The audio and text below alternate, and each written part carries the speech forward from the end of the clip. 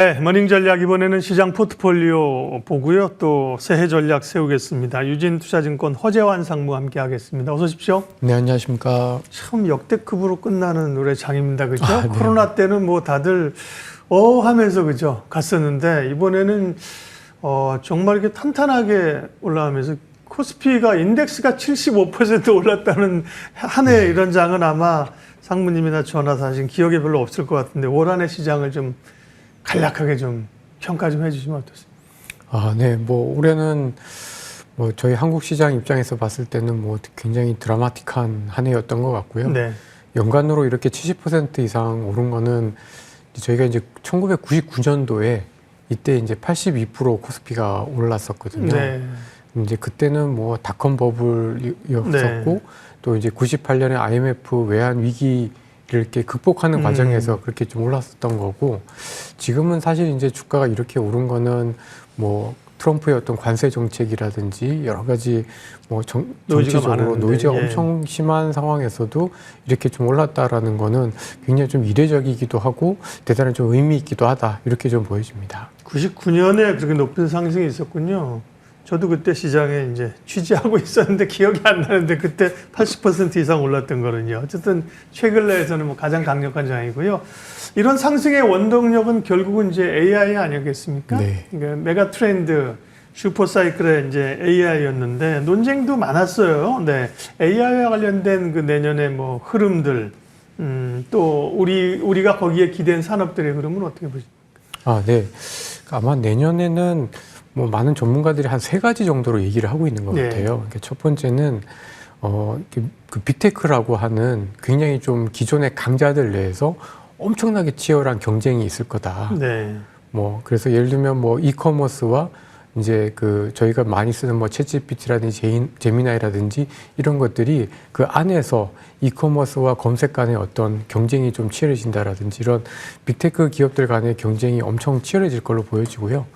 두 번째는 뭐 AI 에이전트라고 해서 이제 저희가 뭐 제미나이라든지 챗GPT를 이제는 많이 일상적으로 쓰지만 전문 업무 내에서 좀 더 본격화되는 이런 그 AI 그 앱이나 활용도가 훨씬 더 좀 강해지지 않을까라고 좀 보여지고, 세 번째는 아무래도 이제 자율주행이다라고 좀 보여지는데요.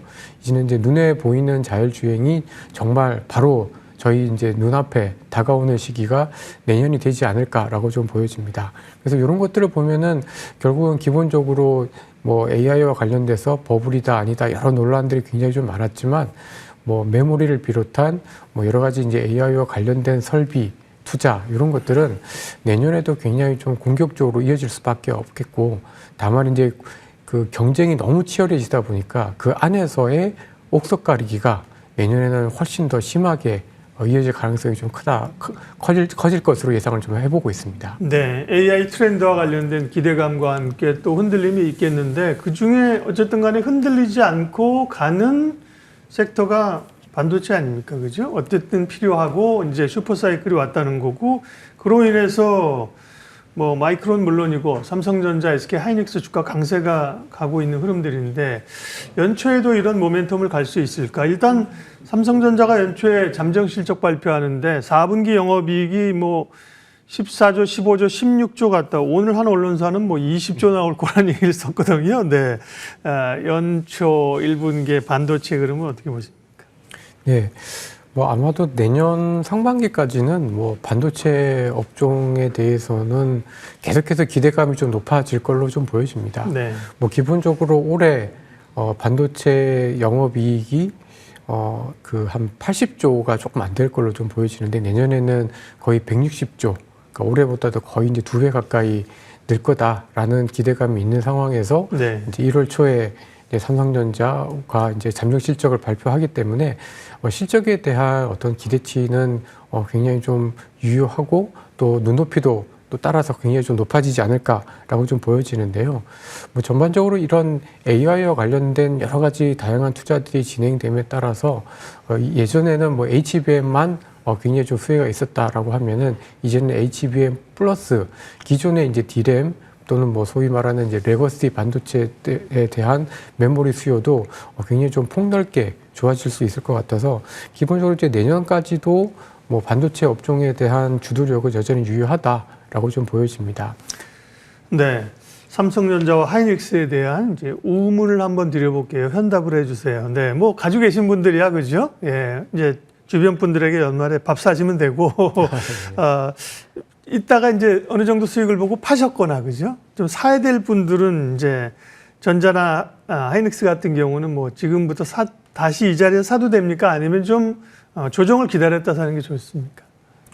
저는 지금이라도 사도 되지 않을까 싶습니다. 예. 왜냐하면은 뭐 주가가 뭐 하이닉스 같은 경우에는 올해 뭐 엄청 올랐었고 네. 삼성전자도 9월달 이후에는 굉장히 좀 가파르게 올라가면서 이례적으로 좀 많이 오르긴 했습니다만은 아직까지도 실적에 대비해서 주가는 굉장히 좀 별로 비싸지 않은 영역대, 그리고 특히 저희가 이제 많이 비교를 하는 미국의 마이크론과 비교를 해보면은 뭐 밸류에이션은 절반 정도 수준밖에는 안 되기 때문에 결코 저희 주가가 한국 반도체 업체들의 주가가 비싸진 않은 것 같습니다. 네. 그리고 특히 지금 내년에 이제 이 반도체 업종의 그 실적이 저희 한국 전체 코스피 영업이익에서 차지하는 비중이 한 40%가 넘을 걸로 예상이 좀 되게 되는데, 지금 아직까지 저희 시가총액, 전체 코스피 시가총액에서 반도체 업종에 차지하는 시가총액 비중이 한 35% 정도 되거든요.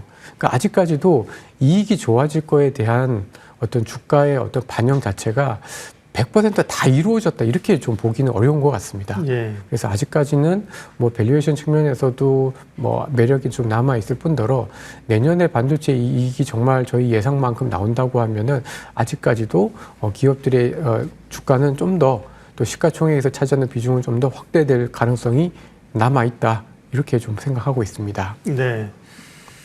그 실적 얘기가 나왔으니까요. 근데 이 반도체 실적이 너무 좋은 게 좋으면서 좀 우려죠. 반도체하고 뭐 일부 말고는 실적이 이제 안 좋으니까 우리 산업 구조 자체에 미치는 영향은 너무 편중되어 있는 건데요.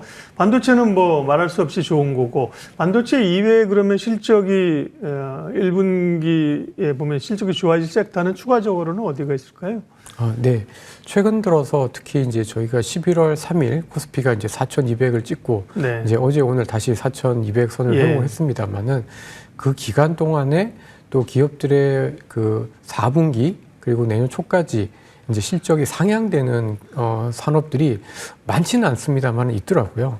그러니까 예를 들면 이제 반도체가 물론 가장 이익에 대한 기대치가 높고 그 다음이 이제 조선 업종입니다. 네. 그래서 조선 업종 같은 경우에는 분명히 이제 오는 1월 달에 발표되는 4분기 실적이 굉장히 좀 좋을 걸로 보여지고요. 그리고 상사 자본재, 아무래도 이제 지주사들, 이런 그렇죠. 주가들도 예. 당연히 이제 뭐 SK 하이닉스나 삼성전자를 포함하고 있는 지주사들이 있다 보니까 함께 좋아지고 있는 걸로 좀 보여지고요. 그리고 최근 12월 달 들어서는 주가가 좀 많이 빠졌지만 한전과 같은 유틸리티 업종, 그리고 최근 들어서 이 제약 쪽 바이오 이제 기술 수출을 하는 이 제약 바이오 업종에 대해서도 실적이 되게 빠르게 좋아지고 있기 때문에 아마도 생각보다 4분기 실적을 공개하는 상황에서는 이들 기업들의 실적이 서프라이즈가 될 가능성이 굉장히 높다, 이렇게 저희는 좀 생각을 하고 있습니다. 올해 코스피가 75% 올랐지만 그만큼 수익을 따라잡을 수 있느냐에 대한 고민이 있다고 말씀드렸는데요. 주도주를 잡은 분들은 그보다 훨씬 더 높은 수익률을 기록했고, 그렇지 않은 분들은 약간 아쉬운 성과를 기록했을 텐데, 그러면 내년에 주도주를 지금 다시 여쭤보면 지금 실적 말씀하신 거는 거의 뭐 괴를 같이 하겠네요. 일단 반도체가 일단 네. 완픽이고, 그죠? 네. 그 밖에 주도주 가능성이 있는 거 다시 한 번만 언급해 주시면요. 네. 네. 그러니까 이제 수출주들 중심으로 해서 네. 봤을 때는 이제 조선주들. 그러니까 실적에서 아까 예, 얘기한 예. 것처럼, 그죠? 그러니까 방산이나 원전 같은 경우가 올해 상반기 때 굉장히 좋았다가 네. 사실 이제 최근 연말로 가면 갈수록 약간 좀 힘을 좀 잃어버린 듯한 느낌들이 좀 있긴 한데, 이 가운데서 이제 조선업종은 그래도 꾸준히 실적이 좀 나올 걸로 예상이 좀 되어지기 때문에 저희는 뭐 실적이 나올 때마다 계속해서 좀 관심을 가져야 된다, 이렇게 좀 생각을 좀 하고 있고요. 그리고 제약 바이오 업종 같은 경우에도 이전하고는 다르게 이제 기술 수출에 대한 어떤 규모 자체가 계속해서 좀 확대가 되다 보니까 네. 아무래도 좀 주도주로서 그래도 2026년을 한번 기대해 볼 만한 산업이지 않나, 이렇게 좀 보여지고, 그리고 약간 좀은 내년에 가장 역시 이제 좀 관건은 이 수출주들 중에서는 뭐 반도체, 조선도 좋지만 최근 들어서 약간 소외됐다가 조금 올라오고 있는 자동차와 관련된 네. 산업들. 물론 이제 요즘은 뭐 현대차 그룹은 뭐 자율주행, 로봇 이런 테마들과 함께 엮이고 있긴 합니다만은 뭐 수출과 관련해서 특히 관세에 대한 여러 가지 불확실성이 완화가 되었기 때문에 수출이나 2차 전지 쪽도 아직은 조금 미덥지는 못한 모습들이 약간씩 나타나고 있긴 하지만 좀 기대해 볼 만한 산업이다. 이렇게 좀 보고 있습니다. 네. 제약바이오는 뭐 수출주입니다. 수출주. 그죠? 네. 그죠? 예전에 뭐 라면 관련주인 게 이제 내수주에서 삼양식품으로 수출주가 된 것처럼 제약바이오는 기술 수출을 엄청 하고 있으니까요. 네. 반도체, 조선, 네. 그 다음에 제약바이오, 그 다음에 가능성 있는 쪽으로 자동차하고 2차 전지까지 꼽아주셨고요. 올해 뭐 주식도 국내 중식 말할 거 없이 좋았고, 미국 주가도 사실은 한 2년, 최근 2년이나 올해 한국 증시보다는 못했습니다만 S&P가 17% 올랐으니까 그죠? 네. 강했던 흐름인데 또 강했던 게 금이었고요. 네. 최근에는 뭐 은, 동. 근데 어제는 또 뭐 금하고 은이 또 급락했더라고요. 이런 금이나 은에 대한 투자를 생각하고 계신 분들에게 왜 이렇게 흔들리는 겁니까? 변동성이 있었어요? 네. 그러니까 사실 은 같은 경우에는 올해 뭐 130% 넘게 네. 이제 올라왔었고, 구리도 굉장히 하반기 들어서 많이 오르면서 이제 사상 최고치를 경신을 좀 하고 있는데요. 아마도 약간은 좀 투기적인 자금들이 좀 들어왔다가 또 연말에 좀 빠져나가는 듯한 모습들이 좀 나타나면서 갑자기 좀 변동성이 좀 커지고 있는 모습인 것 같습니다. 근데 여전히 뭐 금도 그렇고 은도 그렇고 구리도 지금 AI 투자와 관련되어서 이제 들어가는 산업용 또 그 수요들이 있기 때문에 굉장히 좀 좋을 걸로는 좀 보고 있고요. 다만 이제 상반기에는 은이나 구리가 좀 더 강해질 가능성이 좀 여전히 좀 남아 있고, 대신에 이제 하반기 들어서는 그래도 이제 금과 같은 약간 좀 안정성이 있는 그런 원자재들에 대해서 주목할 필요가 있지 않을까, 이런 말씀들을 좀 드릴 수 있을 것 같습니다. 네. 그리고 올 한해 이제 계속 시장을 좀 괴롭혔었던 요인 가운데 하나가 내부적으로 우리 국내적으로는 환율 아닙니까? 너무 높은 환율, 원화의 약세인 거죠. 근데 이게 1,400원대, 1,400원 뭐 중반대가 고착화되는 유노멀인 상태로 이제 왔다가 다행히 연말에 이제 정부 정책 등으로 인해서 지금 1,430원대까지 떨어졌는데요. 예. 환율의 방향, 그리고 그에 따른 외국인들의 움직임 좀 예측해 주십시오. 네, 아마도 뭐 이번에 어떤 움직임을 통해서 원달러 환율이 다시 1,480원대로 올라가는 데까지는 꽤 많은 시간이 좀 소요될 수 있다라는 네. 걸 좀 확인을 한 것 같습니다. 그리고 아마도 최근 들어서 이제 달러 흐름이 뭐 다른 통화들 대비해서 좀 약한 모습들을 생각을 해보면 전반적으로 원달러 환율은 1,400 초중반 정도에서 좀 안정을 찾을 가능성이 좀 높아 보이고요. 물론 원달러 환율이 더 많이 떨어지면 좋긴 하겠습니다만은 그렇지 않고 뭐 이 정도 레벨에서 그래도 변동성이 좀 줄어든다라고 하면 외국인 투자가들 입장에서는 여전히 좀 우호적인 환경이다. 라고 좀 생각이 좀 들어서 아마도 외국인 투자가들이 뭐 내년에도 뭐 실적이 좋은 업종들이나 종목들을 중심으로 해서는 꾸준히 매수 우위의 모습이 좀 이어지지 않을까라고 좀 기대를 좀 하고 있습니다.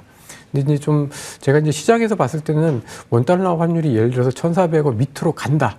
라고 하면은 아마도 그동안에 좋았던 수출주들에서 약간은 좀 더 내수주들 중심으로 해서 좀 관심을 좀 가질 필요가 있지 않을까라고 좀 보여집니다. 네.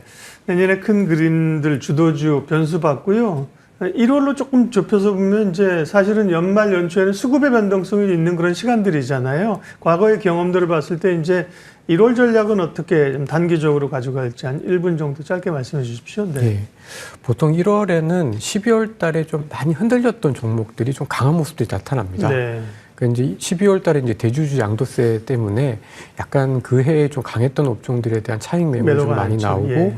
1월에 이제 다시 사는 그런 모습들이 나오기도 하고, 그러다 보니까 코스닥 같은 중소형주라든지 뭐 이런 업종들이 1월에 좀 강한 모습들이 좀 나타나게 되는데, 아마도 이제 1월은 기존에 좀 강했던 모습들 있는 뭐 반도체도 여전히 유효하지만 뭐 올해 굉장히 좀 힘들었던 업종들 중에서 한 번씩 또 좀 기회를 찾아보는 전략들이 좀 필요하다, 이렇게 좀 말씀드릴 수 있을 것 같습니다. 네. 새해 큰 그림과 함께 1월 전략 유진투자증권 허재환 상무님 함께했습니다. 고맙습니다.